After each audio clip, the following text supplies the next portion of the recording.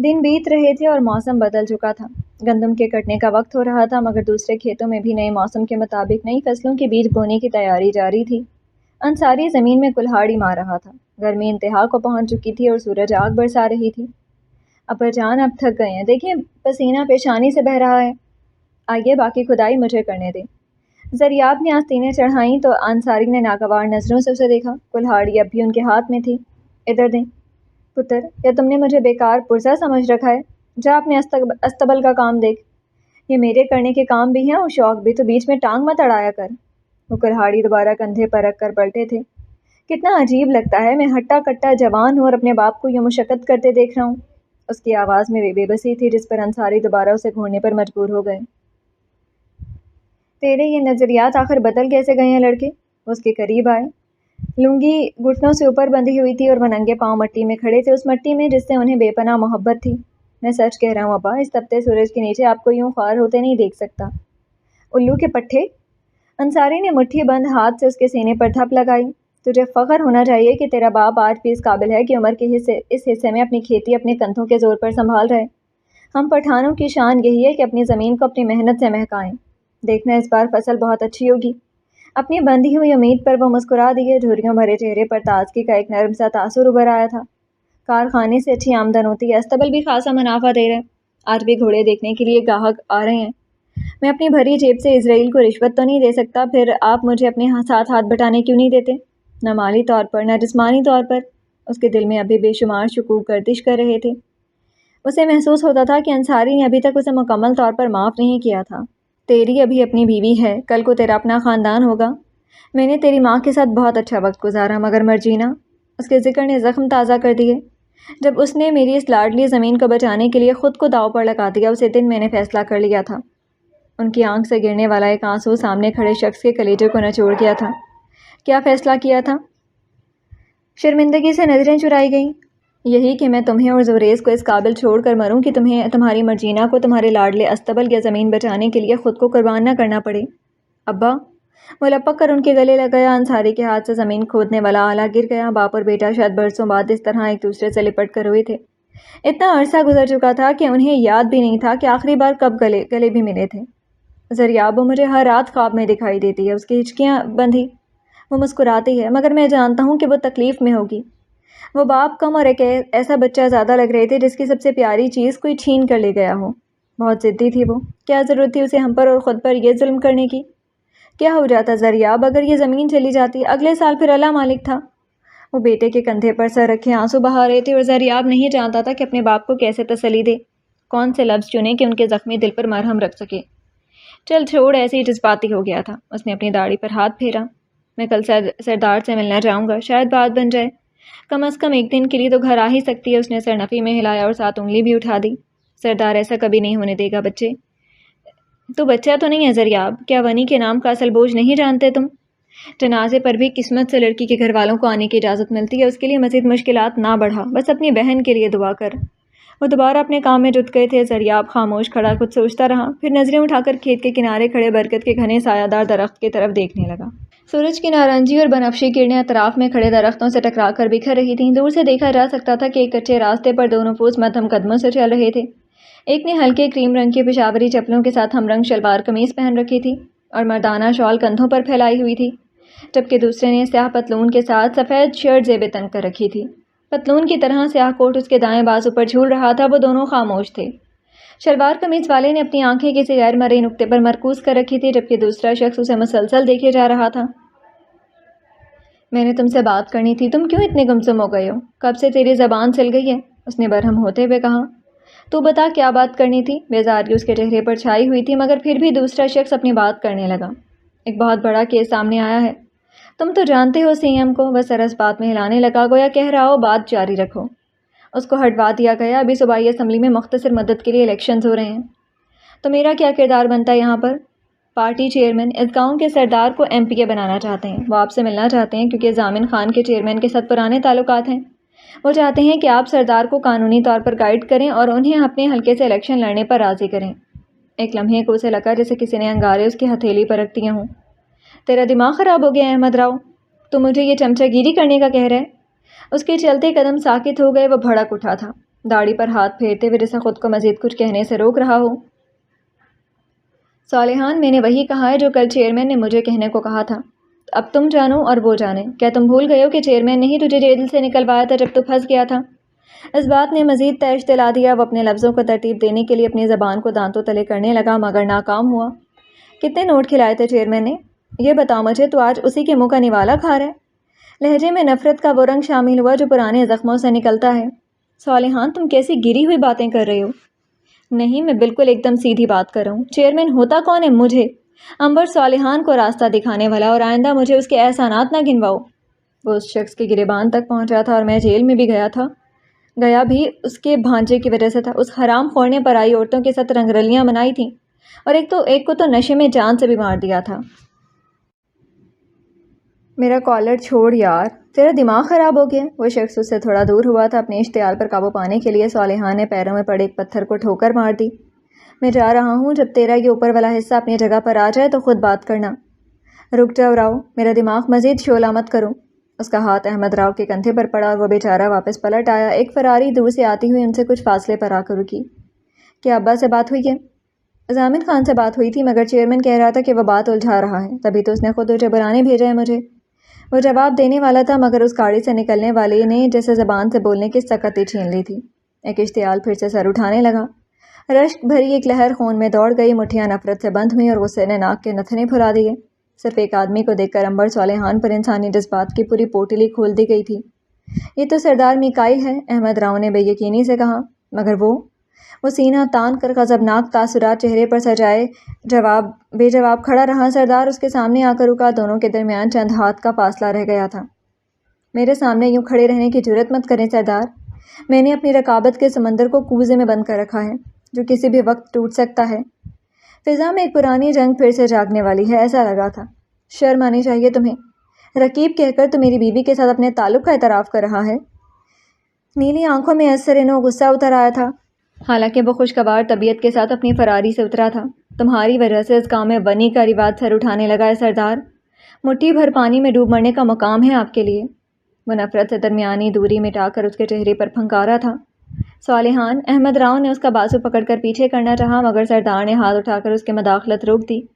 جو رشتہ وہ لڑکی اپنے باپ کے گھر سے مجھ سے باندھ کر آئی ہے، وہ اتنی اہمیت رکھتی ہے میکائل جبل خان کے لیے کہ مرجینہ انصاری کو اپنے گھر کی رانی بنا کر رکھیں، اپنے حلال جنون اور اپنے لہو کی عورت کا شرف بخشیں۔ اس کی زبان بند ہو گئی تھی، گویا کچھ باتیں وقار سے کہی جاتی ہیں اور سردار کے پاس وقار کی ہی تو کمی نہیں تھی۔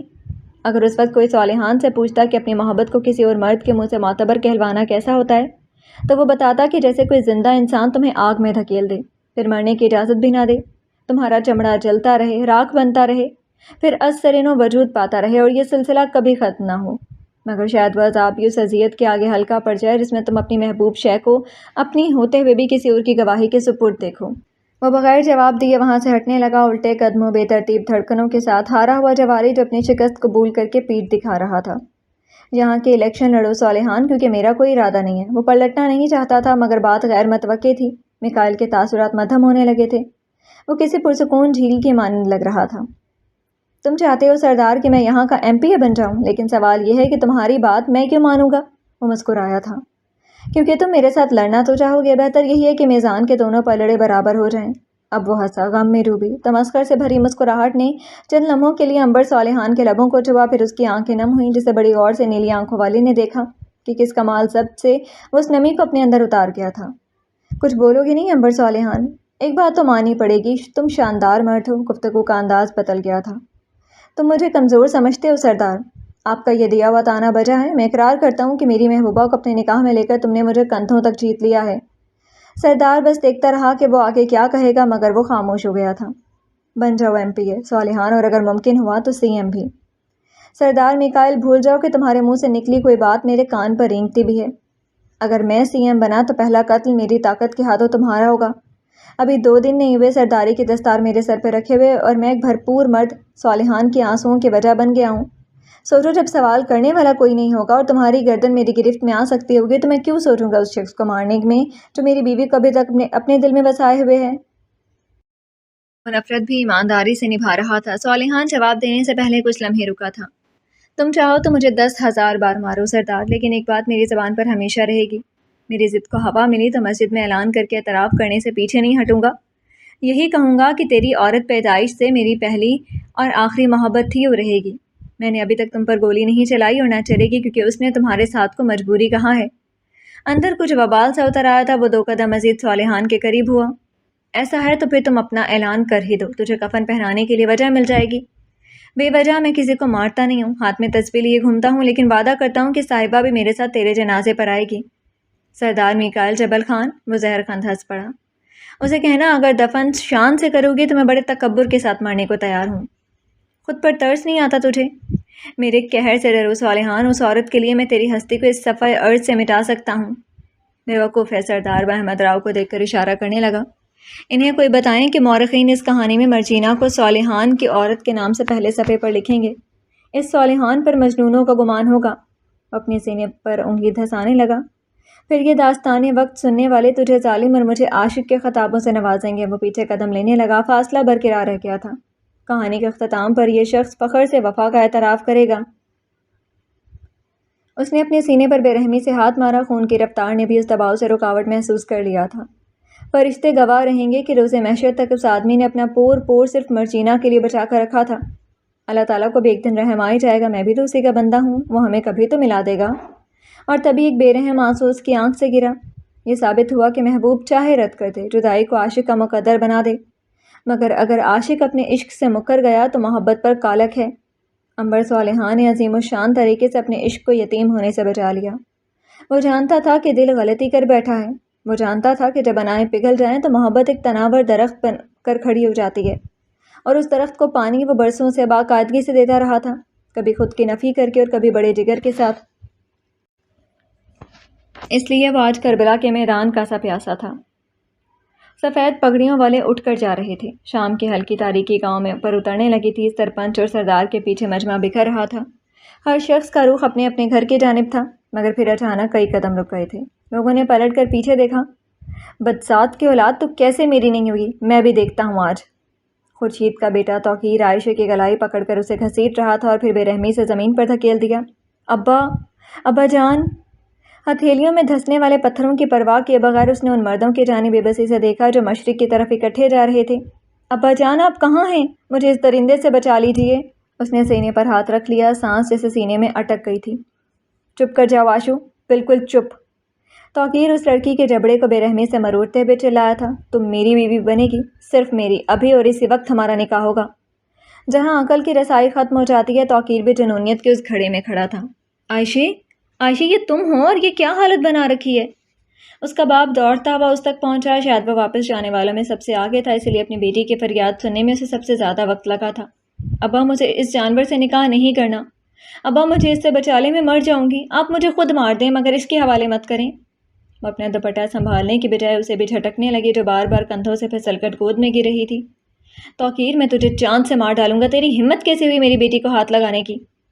وہ اپنی بیٹی کے ایک بکھرے پردے سے نظریں چرانے لگا۔ ہاتھ خود بخود توقیر کے گریبان تک پہنچ گئے تھے۔ دور ہو جا چاچے، تو بوڑھا ہو گیا ہے، اپنے سے زیادہ طاقتور لوگوں سے پنگا مت لے، تیری صحت کے لیے بھی اچھا رہے گا۔ اس نے ان کے دونوں ہاتھ پکڑ کر جھٹکے سے پیچھے دھکیل دیا۔ توقیر، اپنی زبان کو قابو میں رکھو اور گھٹنوں کے بل گر کر معافی مانگو، ورنہ خدا کی قسم میں تجھے اس قابل نہیں چھوڑوں گا کہ اپنے پیروں پر چل سکے۔ سردار کی آواز اتنی بھاری ہو کے نکلی تھی جیسے اندر بجلیاں کڑک رہی ہوں۔ سردار، میری بات سنیں، یہ لڑکی میری مانگ ہے، یہاں کا ہر بزرگ جانتا ہے کہ یہ میری عورت بننے والی ہے۔ تیری یہ حرکت غلط ہے، چاہے تو خود کو کتنا ہی صحیح کیوں نہ سمجھتا ہو۔ یہ پٹھانوں کو زیب نہیں دیتا کہ غیر محرموں کے مجمع میں اپنی عورتوں کو ذلیل کرتے پھریں۔ خان اشفاق آگے آیا تھا۔ خان، یہ میرا حق ہے، اس لڑکی کو میرا ہونا ہوگا، ورنہ میں اسے اپنے ہاتھوں سے مار ڈالوں گا۔ میں مولوی صاحب کو بھی ساتھ لایا ہوں۔ اس نے مونچھوں کو تاؤ دیا، ایک پائنچے کو ٹخنے سے اوپر کر دیا، قریب کھڑے سفید داڑھی والے بزرگ کی طرف اشارہ کیا جس کے ہاتھ میں رجسٹر تھا۔ مولوی صاحب، آپ ہمارا نکاح پڑھانا شروع کریں۔ ابا، خدا کے لیے مجھے مار دیجیے مگر اس جواری سے مت باندھیے۔ وہ باپ کے سینے سے لگ گئی تھی۔ اس کا باپ کانپتے ہاتھوں سے اس کے بال سہلا رہا تھا مگر ہونٹ جیسے سل گئے تھے۔ چھوری، تو یہ ماتم کیوں کر رہی ہے؟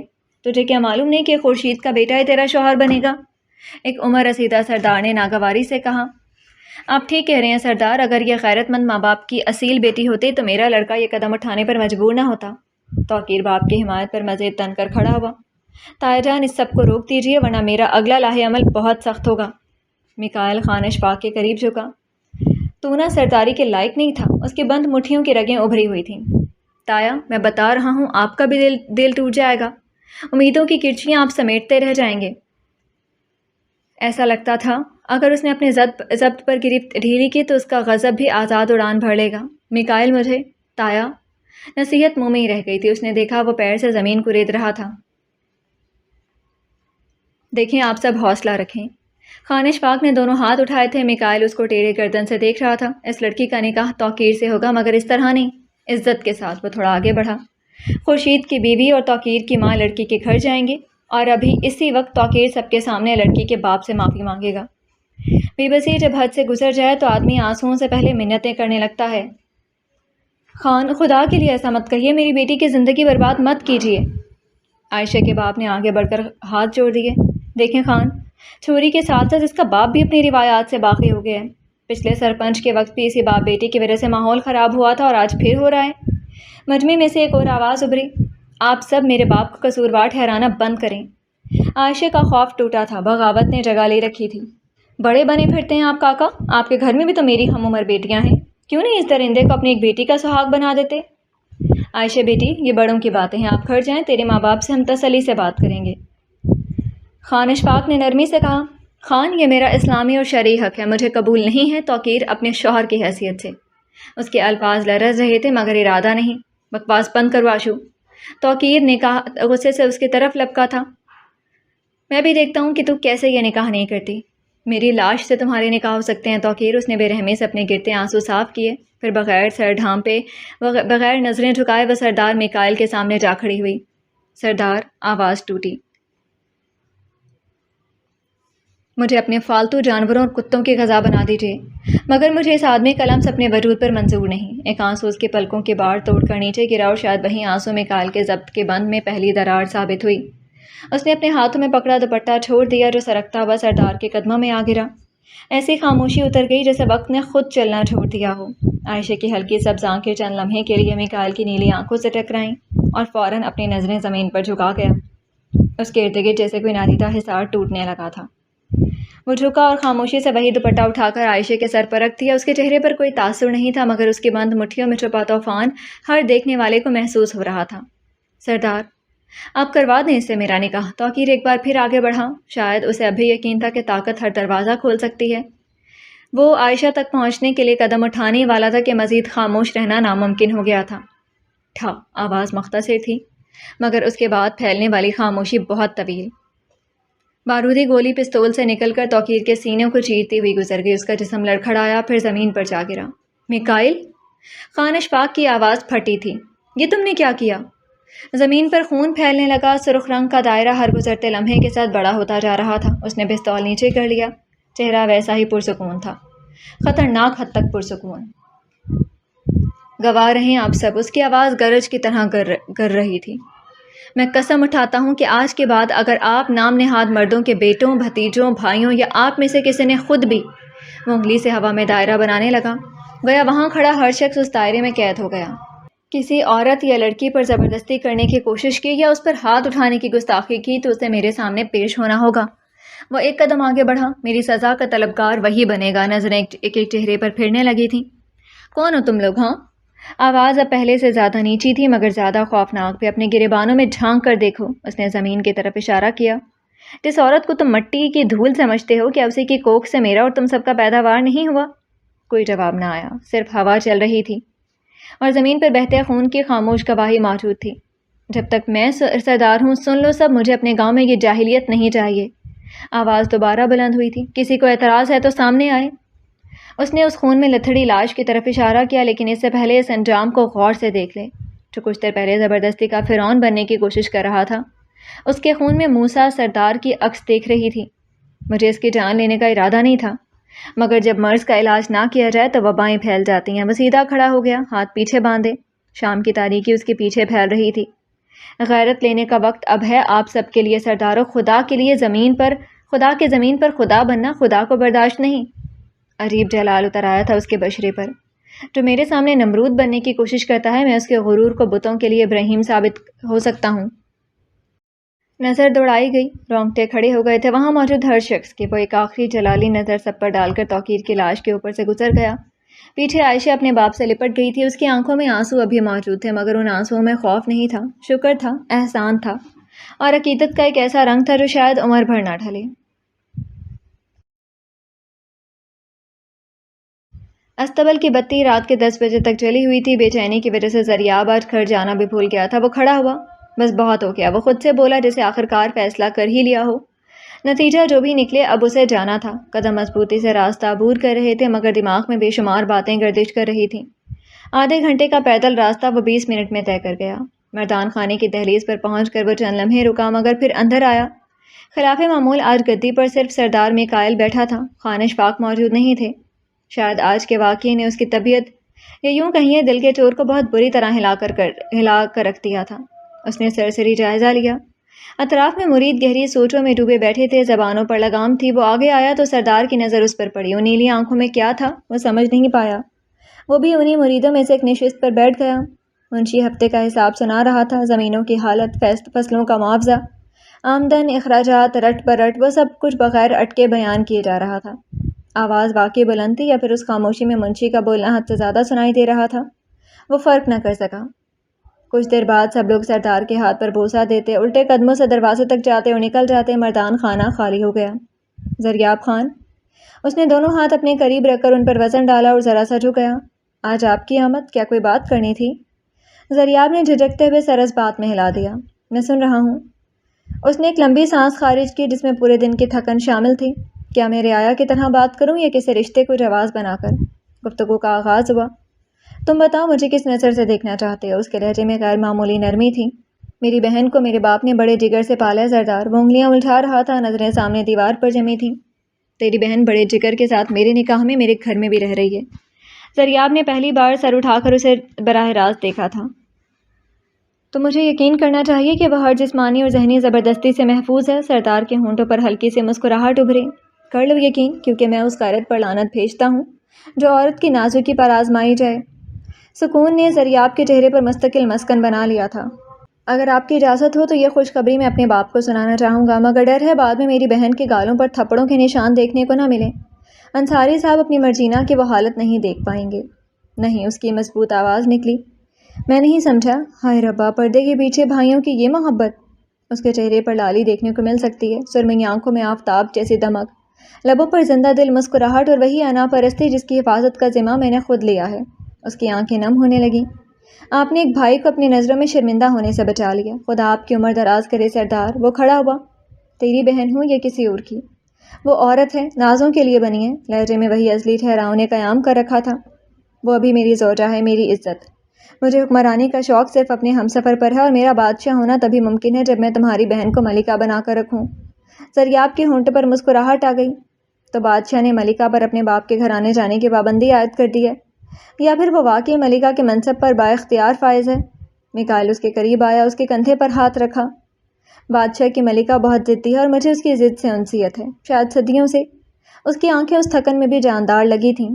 तेरी बहन जहाँ जाना चाहे जा सकती है। मैं कौन होता हूँ उसके कदमों में पाबंदियों के नाम पर बेड़ियाँ डालने वाला? आप जैसा सरदार इस गाँव की तारीख में पहली बार आया है। आओ चहलकदमी करते हैं, चाहो तो अपनी बहन से भी मिल लेना। एक लम्हे के लिए उसके चेहरे पर खुशी आई, मगर फिर जैसे कुछ याद आ गया हो, वह तासुरात मान पड़ गए। क्या हुआ? वो मुझे ज़नमुरीद कहती है। बस नहीं चल रहा कि अपने बाप से मेरा नाम भी अलग कर दे। एक आ भरी उसने। बीवी को बीवी रखना ज़नमुरीदी नहीं है ज़रियाब। मैंने बूढ़े माँ बाप को सजीला के लिए छोड़ा था। भाई ने भी मेरे नक्शे कदम पर चलकर दिखाया था। उसने सर झुका लिया। जिस वक्त हमें अब्बा के पास होना चाहिए था वही थी, अकेली तन्हा। उसने कीमत चुकाई है सरदार, मगर अपने बाप की ज़मीन को किसी और का नहीं होने दिया। वो बेशकीमत है, दुनिया का कोई ख़रीदार उसकी कीमत नहीं लगा सकता। नीली आंखों में रात जैसी गहराई उतर आई थी। और ये मैं जानता हूँ कि वो बेकसूर है। पर असरार अल्फाज के पीछे कई राज सर उठा रहे थे। ज़रियाब ने गौर से उसे देखा। एक ही घर में खान हमारे खून का प्यासा है, और आप तो एक हमदर्द निकले। मुझे कुछ समझ नहीं आ रहा। कुछ मत समझो। वो पीछे हाथ बांध कर अपनी ज़ुमरद की अंगूठी घुमाने लगा। शायद इस सब ने इसी तरह होना था। चंद लम्हे खामोशी रही, फिर उसने सर मोड़कर ज़रियाब को देखा। आना चाहते हो? बहन से मिल लेना। सामने कई गाड़ियाँ खड़ी थी जिनमें उसकी फरारी भी शामिल थी। नहीं, फ़ौरन इनकार आया। क्यों? उसके मुंह से आपके सामने खुद को बेइज्जत होते नहीं देख सकता। میکائل بے اختیار ہنس پڑا۔ ایک بات تو ماننی پڑے گی، تمہاری بہن بڑی زبان دراز ہے، اپنے ساتھ زیادتی کرنے والے کو قبر کی لحد تک نہیں چھوڑتی۔ مجھے تو اپنی پڑی ہوئی ہے۔ وہ جھرجھری لے کر ڈرامائی انداز میں کندھے پیچھے گرانے لگے۔ گلئی بہت بہادر ہے سردار، اس کی بے بسی کے آنسو بہنے مت دیجیے گا، آپ کا احسان مند رہے گا یہ زریاب خان۔ وہ میری بھی کچھ حلال کے رشتے سے لگتی ہے سالے صاحب۔ میکائل ہلکا سا مسکرایا۔ جاؤ گھر جاؤ، سجیلا انتظار کر رہی ہوگی۔ رات کی دوسری پہر تھی، آج پھر وہ اسی وقت اٹھی تھی۔ دروازے کی کنڈی کو دوبارہ اطمینان سے بند دیکھ کر اس نے وضو کیا اور تہجد پڑھنے کا ارادہ کر لیا، مگر قبلہ کس سمت تھا اسے اندازہ نہیں ہو رہا تھا۔ اب کس سے پوچھوں؟ اس نے دروازے والی دیوار کے سامنے جائے نماز بچھائی، مگر پھر واپس اٹھا لیا کیونکہ دل مانا نہیں۔ دوپٹہ نماز کے انداز میں اوڑھے وہ باہر نکلی۔ وہ تو اس وقت سو رہے ہوں گے۔ اسی کے کمرے کے سامنے کھڑی دستک دینے کی ہمت جمع کر رہی تھی، مگر پھر خیال آیا وہ میرے بارے میں کیا سوچیں گے؟ یہ دوسری بار ہے کہ میں اس وقت ان کے خوابگاہ تک یوں اس طرح آ گئی ہوں۔ وہ واپس پلٹی تھی مگر وہ پیچھے کھڑا تھا۔ آج بھی آپ سوئی نہیں ہیں؟ شاید اس نے سن لیا تھا جو وہ خود سے کہہ رہی تھی۔ نہیں میں سوئی تھی، وہ میں تہجد کے لیے اٹھی تھی لیکن قبلے کا رخ نہیں مل رہا۔ آئیے میرے ساتھ۔ وہ اس سے آگے جانے لگا۔ اس کا جائے نماز بیڈ کے کنارے پڑا تھا۔ دوپٹے کے حالے میں منقد اس کے چہرے پر لیمپ کی زرد روشنی گری اور گمان ہوا جیسے وہ کوئی سونے کی مورتی ہو۔ چلیے آپ شروع کیجیے اپنی تہجد کو۔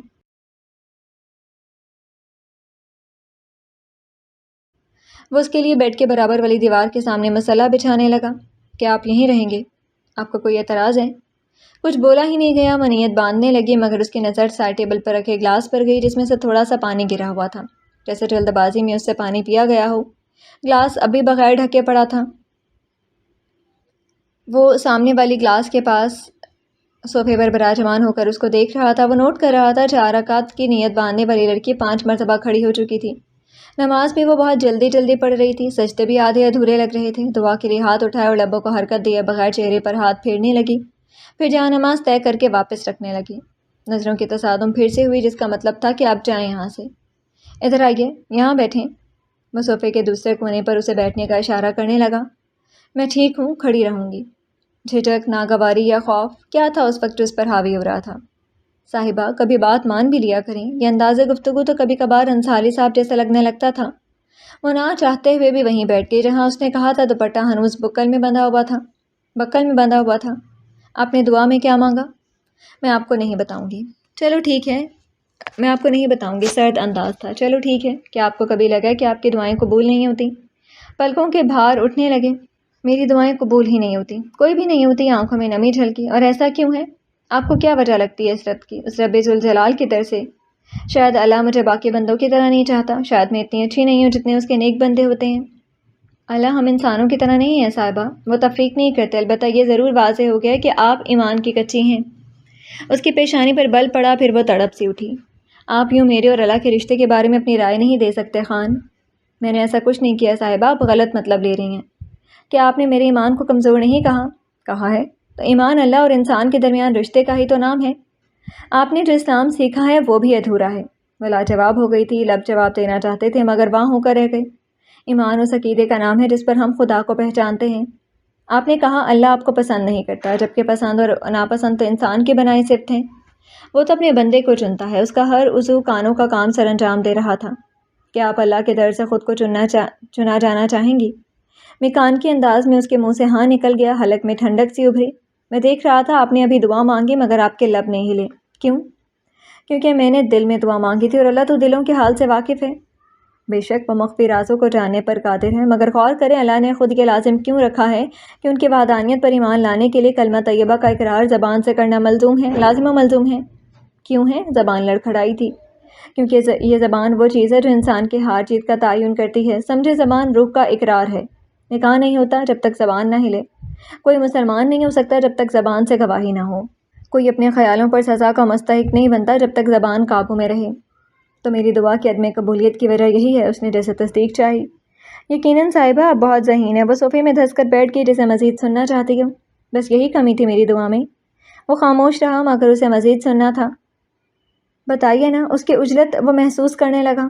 آپ نے کتنی رکعت کے نوافل ادا کیے؟ 4 رکعت کی نیت باندھی تھی۔ اس نے ہنکارا بھرا، اور آپ کو یقیناً علم بھی نہیں ہوگا کہ آپ نے بے پرواہی میں 5 رکعت ادا کر لیے ہیں۔ نہیں، میں نے 4 ہی پڑھی ہیں۔ آپ نہیں مان رہی، یہی مسئلہ بن جاتا ہے، سیکھنے والے جستجو رکھتے ہیں، آپ پہلے سے اختلاف سامنے کھڑا کر دیتی ہیں۔ آپ ایسے کیوں کہہ رہی ہیں؟ میں جاننا چاہتی ہوں، تبھی تو بیٹھی ہوں۔ آپ کیا سوچ رہی تھی جب تہجد ادا کر رہی تھی؟ کیا آپ مجھے کیوں دیکھ رہے ہیں؟ اس نے سچ بول دیا تھا اور سینے میں جیسے سانس اٹک گئی تھی۔ میکائل چند لمحے خاموش اسے دیکھتا رہا۔ اللہ کے سامنے کھڑی ہو کر آپ ایک معمولی مخلوق کے بارے میں سوچتے رہی تو اللہ کو کیسا لگے گا صاحبہ؟ اس کی آواز میں نہ طنز تھا نہ ملامت، بس ایک عجیب سی سنجیدگی درائی تھی۔ وہ تو بادشاہوں کا بادشاہ ہے، غیرت والی ذات ہے، کیا وہ ناراض نہیں ہوگا کہ اس کا بندہ اس کے حضور کھڑا ہو اور دل کسی اور میں الجھا رہے؟ تو آپ کو مجھے نہیں دیکھنا چاہیے تھا نا، اس میں میری غلطی تھوڑی ہے۔ ایک آنسو پلک سے ٹوٹ کر گال پر اڑا گیا۔ آپ کی یہ غلطیاں میں کیسے سدھارتا پھر؟ وہ بڑے حق سے ہاتھ بڑھا کر اس کے گال سے آنسو صاف کرنے لگا۔ وہ ساکت بیٹھی رہی، نہ پیچھے ہوئی، نہ اس کا چھونا برا لگا۔ آپ جانتی ہیں صاحبہ، شیس علیہ السلام کی قوم پر عذاب کیوں آیا تھا؟ کیونکہ وہ حساب کتاب کے معاملات میں 2 نمبری کرتے تھے۔ جب ہم صلات کے لیے کھڑے ہوتے ہیں تو یہ معاملہ اللہ اور بندے کے درمیان بن جاتا ہے۔ آپ جلدی جلدی نماز پڑھیں، کوئی اور دنیاوی چیزیں سوچتی رہیں یا پھر بے دہانی میں رکعت کم یا زیادہ کر جائیں تو یہ بھی تو بے اعتباری کے زمرے میں آتا ہے۔ بے اعتباری؟ وہ چونکی۔ ہاں بے اعتباری، وہ نہیں سمجھی تھی، اس لیے اس کو مزید وضاحت دینے کی ضرورت محسوس ہوئی تھی۔ اس دنیا میں ہم انسانوں کو عبادت کے لیے بھیجا ہے، ایک یقین، اعتبار اور توکل کے ساتھ۔ وہ عبادت بھی ہم درست طریقے سے ادا نہ کریں تو خدا کے اس اعتبار کا تو ہم کم وقت انسانوں نے ریزہ ریزہ کر دیا ہے۔ آدم علیہ السلام کو تخلیق کرتے وقت وہ فرشتوں سے یہی کہہ رہے تھے کہ میں اس مخلوق کو اپنی بندگی اور پرستش کے لیے زمین پر اپنا نائب بنا کر بھیج رہا ہوں۔ اس کو اپنے ہر گلے شکوے کی سمجھ آ گئی تھی جس کو وہ اللہ سے ہر رات کرتی تھی۔ میں تہجد کے لیے نہیں اٹھی تھی۔ سچ۔ دوسرا سچ وہ باہر کرنے لگی تھی، وجہ سامنے شخص تھا جس کی باتیں اس کی موجودگی سے زیادہ پر اثر تھیں۔ میں جانتا تھا صاحبہ، کیونکہ میں جانتا تھا یہ بھی کہ آپ نماز نہیں پڑھتی، ورنہ اس حویلی میں آتے یا پہلے دن مجھ سے قبلے کا رخ پوچھتی۔ مگر مجھے پھر بھی خوشی ہوئی، دیر آئے درست آئے۔ اس نے اپنی گردن کا آخری حد تک جھکا دیا تھا۔ شرمندگی، کوفت، اصل میں ادنا ہونا کیا ہوتا ہے وہ سمجھنے لگی تھی۔ مجھے نیند نہیں آتی یہاں پر اچانک خوف سا طاری ہو جاتا ہے، جیسے میرے پیچھے کوئی ہے۔ اچھا سوچیں گی تو اچھا ہی ہوگا۔ اللہ پر جیسا گمان ہوتا ہے وہ اسی طرح نوازتا ہے۔ وہ مایوس نہیں کرتا بندے کو، آزما کر دیکھ لیجئے۔ دیوار پر ٹائم پیس میں 3 بجے دیکھنے لگے۔ چلیں آپ سو جائیں، ابھی بہت لیٹ ہو گیا۔ وہ بیڈ پر جانے لگی، اس کے پیچھے وہ بھی دروازے کا رخ کر رہا تھا۔ مجھے عادت ہو جائے گی، لیکن کچھ دن گزر جانے دیں۔ سرہانے پر سر رکھے اسی طرح وہ خوفزدہ نظروں سے اس کو جاتے ہوئے دیکھ رہی تھی۔ جب تک آپ سوتی نہیں ہو میں یہیں پر ہوں۔ وہ پلٹ کر اس کے پاس آیا تھا، یا پھر جانے کا ارادہ ہی نہیں تھا۔ میں اتنی نازک پھولوں میں پلنے والی لڑکی نہیں ہوں خان۔ یہ حرکتیں میں کیوں کرتی ہوں نہیں جانتی، مگر بعد میں مجھے یاد کرنے پر بھی پچھتانا پڑتا ہے۔ وہ مسکرا دیا۔ سونے کی کوشش کریں۔ اپنی چادر کو گردن تک سختی سے لپیٹنے لگی۔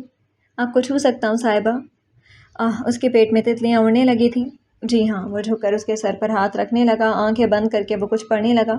وہ اس مردانہ شاہکار کو دیکھ رہی تھی جو اپنے کردار سے کسی اور دنیا کا لگ رہا تھا۔ وہ پورٹیں کھلنے لگی اور نیلی آنکھوں نے اس کے اوپر پہلی حرکت روک دی۔ اس کے کانوں میں کچھ پھونک دیا تھا، سر ابھی ہلکے سے تھپک رہا تھا۔ آپ نے کیا دم کر دیا میرے کانوں میں؟ کچھ دیر بعد نیم خوابیدہ آواز میں پوچھ بیٹھی۔ میں نے چاروں کل اور آیت الکرسی پڑھ لیا ہے تاکہ آپ کو مزید ڈر نہ لگے اور ہر غیبی آفت سے اللہ کے حصار میں محفوظ ہو جائے۔ وہ لڑکی اس اندھیری رات میں ہار گئی تھی۔